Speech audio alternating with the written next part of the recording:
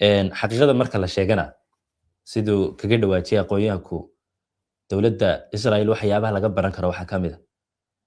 bulshadeeda iyadaa lafdhabar u ah mana noqon karto wax la isku daawado inay tahay arrintan arrintan waxay u baahan tahay dad badan iyo gacmo badan in wax lagu qabto dalkeenna sidaynu ognahayna dee waxa weeye marka la eego waxyaabaha ku baxa advocacy-ga iyo cududda ama dhaqaalaha ku baxana dowladnimo marka laga hadlayo sida gaaladu sheegtay waa kabati marka isna maaha wax weyn oo laga cudur daadan kama laga warwareegi karo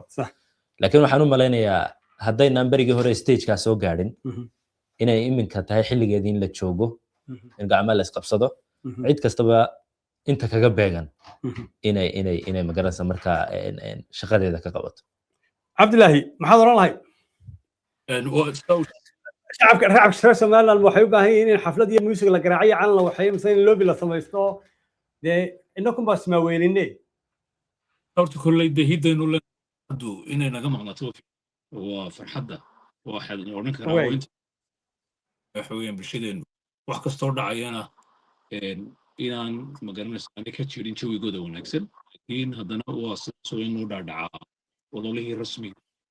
waa in dalkan britain oo kale si horeynu kusoo celinaa ololihii oo weliba xisbiyada talooyinka ka go-an xisbigan iminka talinaya laborka iyo hadduu yahay saadaalinaya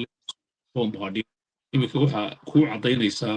imaanshaha uu yimid nasha faraj uu noo yimid xafladdaasi inuu codraadis yahay marka dhinaca UK haddaynu ka hadlayno walow Somaliland oo dhan laynaga daawanaya adduunkaba saasoo kale si lamid ah inay bulshadu ay